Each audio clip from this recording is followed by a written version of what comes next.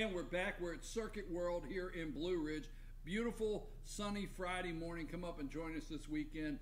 If you're in Atlanta, straight up 515. You can't miss us. Beautiful North Georgia mountains. And a lot of great hiking weather this weekend. I'm just predicting that. A lot of people like to hike. JR's back here drinking his coffee. Rick just arrived with his tribute to Dr. Whaley tab. He has his tab. He's ready. He's in the green room sitting on the red couch. Dr. Raymond Tidman, how are you? Good morning. Thank you, Georgia Cancer Specialist and North Georgia Hospital, for providing this segment. How's it going?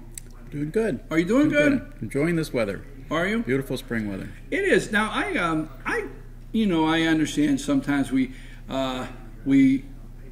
don't like the rain because we can't get out and enjoy things, but I enjoyed yesterday afternoon's rain. Yeah. I enjoyed that. There was something about that rain that just was very relaxing. Well, and it's particularly nice this time of year because we're way ahead of my northern brethren, and I get to tease them about the mud and the lack of leaves they still have up there. So. Mud and lack of leaves. Northern brethren. Can I inquire? Kinfolk. Oh, brethren is live above the Mason-Dixon line. Yes. Kinfolk. Okay, brethren. North. Where at North? Can I inquire? All over the place. Ohio, Michigan, Minnesota. I lived in all those places. Okay, you live. Well, thank you very much. Let's start with our first question. And this is an interesting one because I've experienced this in the past myself. I experienced it recently, but I'm going to tell you my dilemma, okay? But it wasn't quite the same as this question.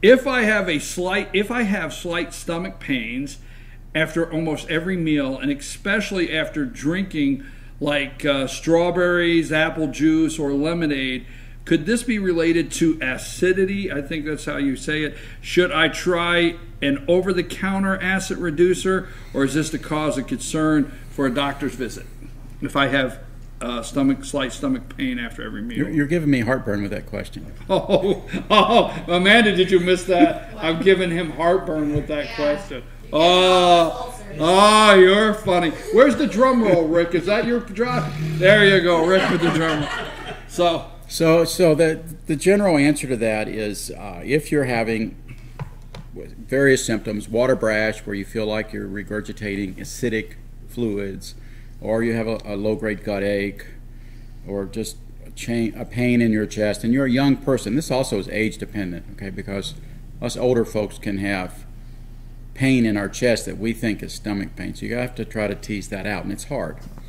But a younger person with those symptoms very well might have an ulcer, or what we call a gastritis, which is a generally inflamed stomach, or an esophagitis, or the other thing that's common is a hiatal hernia where acid gurgles back up into the esophagus.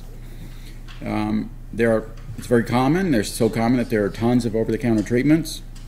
Chew a few Tums a day when you get it. Try some Zantac, or what we call H2 blockers, or try Prilosec over-the-counter, Nexium over-the-counter. Those are proton pump inhibitors.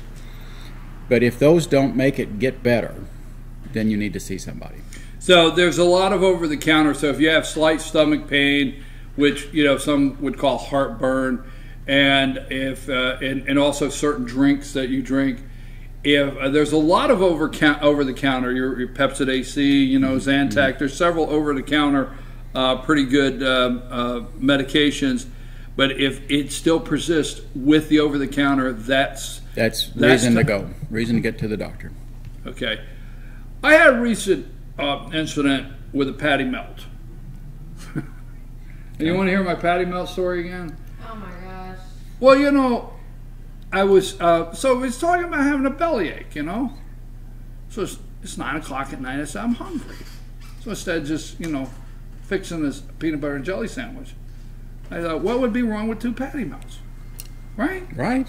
Good thinking. So I go in and I get the bread out and get I slice up the Vidalia onion this time of year, right? And I cook it up, and I got a nice cooked onions, and I do the burger and the nice Colby Jack cheese, everything.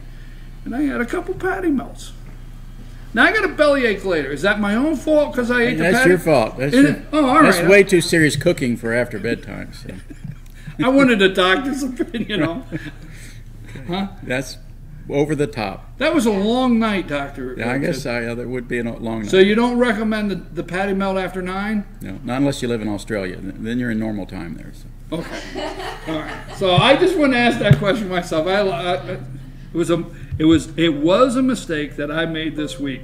So then because I didn't want to. My son was diagnosed with strep Monday. He woke up Wednesday with very rosy and puffed cheeks. One side of his face seemed to be swollen. We took him to the ER, but they said they were not concerned and just to continue the antibiotics. Could this have been an allergy reaction? Reaction allergies? Generally, an allergy, a reaction to a medicine, is not just one part of the body. So if you're going to have a medication reaction, you're going to have blotchiness or diffuse rash, and she's or he's describing swelling on one part of the face. We know there's probably an infection going on there. I'm assuming they're saying it's strep, that there was a strep test done, because you can't look at a throat and call it strep. Right. You need to test for strep. My concern, I'm not in the ER and I'm not second guessing the ER physician, but my concern is if there's an infection that's already been diagnosed in the throat and they're getting an antibiotic and they're getting more swelling in that same area, that they're not being treated, that the antibiotic's ineffective or the patient's not responding to it. But I'm not, in this story, I'm not worried about a drug reaction. Well, let me see then. When you go to the doctor, you will always ask, or the nurse that comes in will always ask, are you allergic to any medications? That's the questions you're always asked. Right. And how do you know if I say no, but I don't realize it? And you give me there are a lot of people that have an allergy that's not yet manifested itself. Right, exactly. So until they are given that drug for the first time, they don't know. When you're given a drug for the first time, and I just want to expand this question a little bit because I just had a recent visit to a hospital. I've never experienced allergies with, any kind of antibiotics, and so my answer is no. But if you don't know when you say no and they give you a medication for the first time, how fast is it recognizable whether you're allergic to it for the most part? What do you see, and what should be the concerns to get back to the doctor immediately? So that's a good question. So the nuance of the question that you're asking is, when is the allergy or when is the reaction catastrophic? Right. Or what we call anaphylactic. That is, causes the throat to swell or the lungs to collapse or the patient to not be able to breathe. Generally, the anaphylactic reactions are seen after a milder reaction. So that's why we take those questions seriously. If you've had a whole body rash or you've had some manifestation of an allergy, we certainly don't want to go down that path again, because the second reaction may be catastrophic. It's unusual to get a catastrophic reaction for the first exposure to a drug. Now, there are some drugs, that are commonly used that cause anaphylactic reactions, and thank goodness it's exceedingly rare, because those reactions take lives off of nurses and doctors. It ages them rapidly. All right, but in this particular question, if you're diagnosed with strep, then you've swabbed, and if they have you on antibiotic, there's something that you may want to be concerned of. It's not, I don't want to say quote, because like you said, you want to second guess, but if it was an allergenic reaction to the medication, it just wouldn't be an isolated area. It would not be an isolated part. It wouldn't be an isolated area. Right. But if the area that is sore or whatever infected is swelling, then they maybe need to follow up and say, hey, I don't know if this antibiotic is...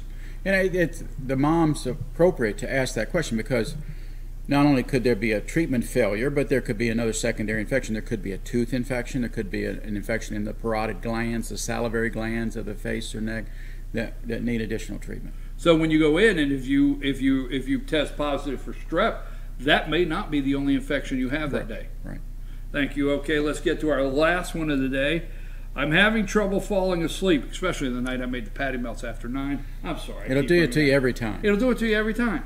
Sorry. He leaves out the detail where he bought 90 Vidalia onions. What's wrong with that? Doesn't everybody buy Of like course. 25 pounds of Vidalias? Sure, yeah. Right? All year, not at Keep. once.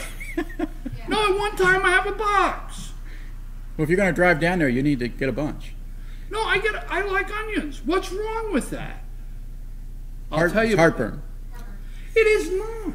I don't get heartburn. If you're going to drag my Vidalia onions into the conversation, I'm going to tell you the story. You know what I do? Oh my gosh. I eat whole onions.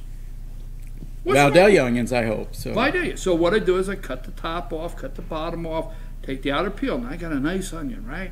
So you just take a little core around it, and then you put a bouillon cube, a beef bouillon cube in there, and you stack that thing with butter, and you put a little seasoning salt. That's for you out there. Put a little seasoning salt. You put that in the microwave for 7 minutes. You got to take a fork and, so it'll, and you put that in the microwave for 7 minutes. And then when you get done, you come out, you get a fork and knife on that soft Vidalia, turn something on the TV, and you know what happens right after that? You think, you know what? I think I could go for a patty melt. You're definitely a Georgia boy. There's no doubt about it. Okay, let's go. I like the. You know what? I'm gonna follow that up. You're gonna say, "Man, how soon can I get out of here?" I told her Monday. What did I say? I told the whole audience, I'm wearing the Georgia aroma. It's called Vidalia. That's offensive. Huh? That's offensive. It's not offensive. I don't smell like an onion. I do. It's coming out of my pores. I could take 10 showers. I'm going to smell like an onion this afternoon. I'm sorry I've exposed you to that. Do I smell like an onion? No. Let's go. No. Thank you. Anyhow, how did we get sidetracked? Okay. I'm having trouble falling asleep. That's where we got sidetracked. Sorry, doctor. I apologize. I'm having trouble falling asleep, and most nights I wake up multiple times from 3 a.m. to 5 a.m. I do not drink caffeine after lunchtime. What can I do to try to combat my body from waking up all hours of the night? Okay, so let's do just a generic answer, because there's different answers for whether you're a man or a woman and whether you're young or old. But let's just talk about sleep hygiene. So this person's describing difficulty staying asleep. Yes. And in medicine, we talk about what we call sleep hygiene. That is, are you trying to take care of yourself properly in the bedroom, and are you getting a full night's sleep? Setting aside all the medical reasons that you may not be and all the treatable things, but just a young person who's having trouble sleeping. So when you go to sleep, your body cools off a little bit. So taking a hot bath or exercising right before sleep is not good for you. It's not good for sleep. Your brain needs to start seeing darkness or less ultraviolet light. We've lived in this world for eons, and a long time we didn't have lights. In the morning, light comes on, we wake up. At night, it goes down, we go to sleep. So if you're up watching TV or have a bright light, or you're sitting there with a computer in your face and you got that light coming in your face, it's telling your brain it's daytime. So you're working yourself against what your body wants to do is go to sleep. The other thing that's very, very important, and in this day and age it needs to be said more often, is that our body really does need a cycle. It needs to cycle in and out. And we get disrupted, we travel, we stay up and watch a movie, we have to get up early and do some event. So we're constantly jostling our body's schedule around. And the more you do that, the more disruptive it becomes. And it becomes uncomfortable. So, you're hearing in this question that somebody's uncomfortable with this.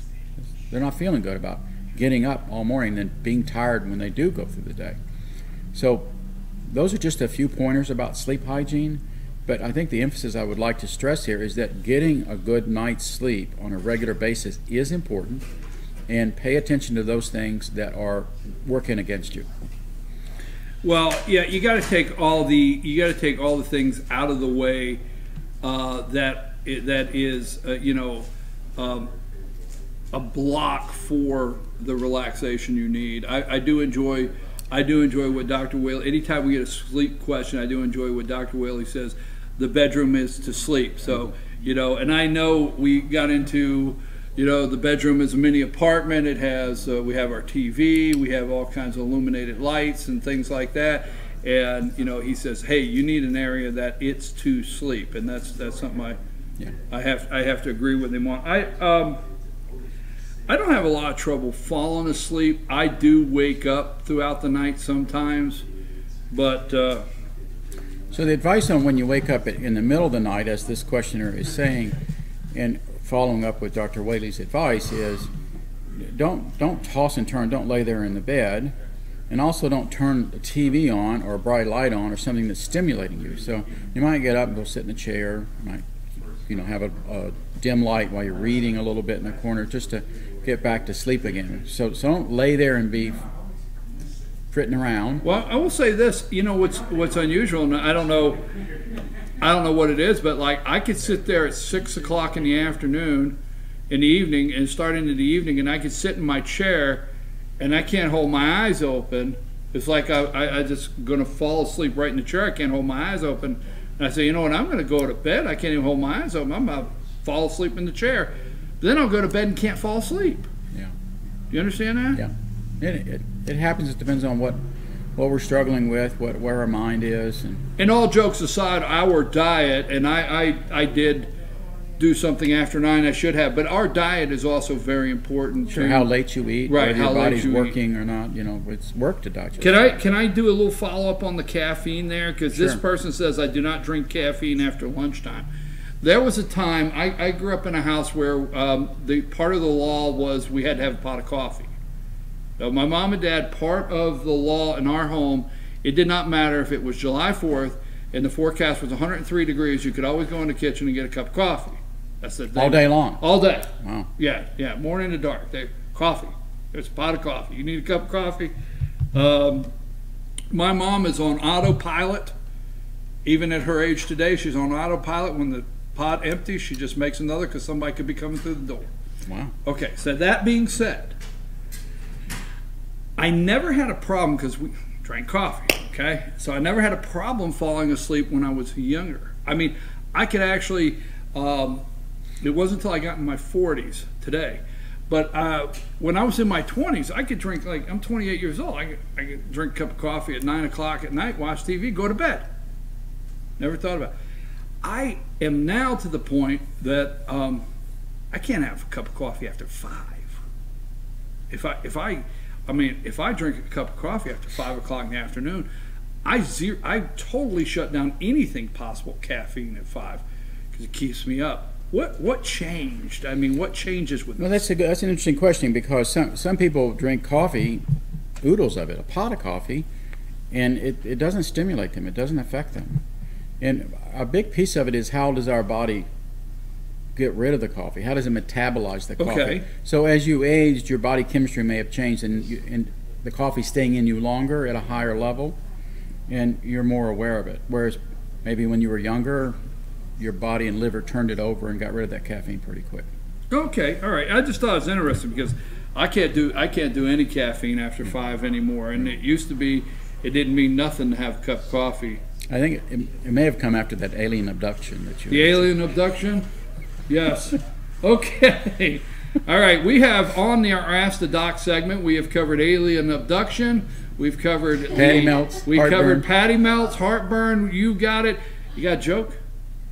Yeah, I had another one. So you know. Is it risque? You know, because no, this is good. Sometimes you're on the edge. This one's good. This is okay. good. You know, because we were in the Wall Street Journal this week, and I read that article. That's just incredible. But I like Bubba jokes. You know, we have a lot of Bubbas around here, and they're my favorite guys. And Bubba, are you here? Yeah. Just checking for me. Okay, go ahead. So, well, Bubba, anyway, he was up in New York, and he went in a bank, and he said, "I need to borrow $5,000. I need to borrow $5,000."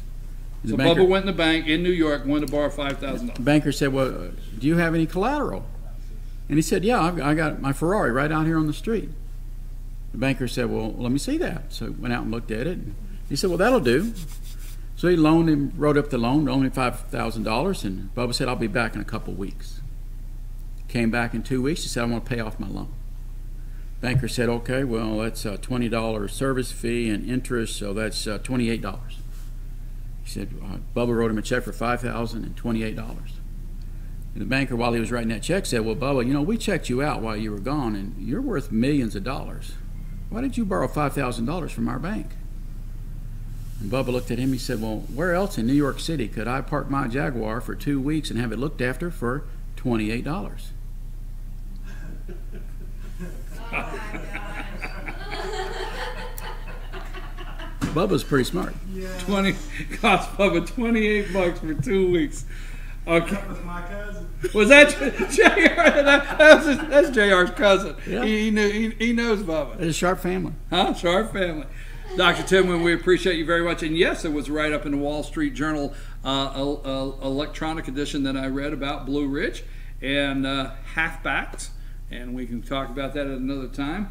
And I'm your host, BKP. We want to thank Georgia Cancer Specialist and Northside Hospital for sponsoring this segment. Always, every Friday, Ask the Doc. And you can ask our doc the question if you'll send it to info, I-N-F-O, at fetchernews.com, info at fetchernews.com, and try to get the question there as soon as possible, at least by Wednesday, and we send them off to the doctor and see if we can't get an answer for you on our show. So that's Ask the Doc. Again, Georgia Cancer Specialist, Northside Hospital. We appreciate you very much. We're going to take a break. Thank you, Dr. Tidman. Appreciate you. Enjoy your weekend. We're going to take a break, and right after these messages, Rick's going to come in, and he's got to leave early because he's got to get to the airport, because I understand he's got to get to England so he can walk the American princess down the aisle. So that's what Rick is leaving for. So we found the guy that's going to walk the American princess. Substitute dad. Substitute dad's on his way right after these messages.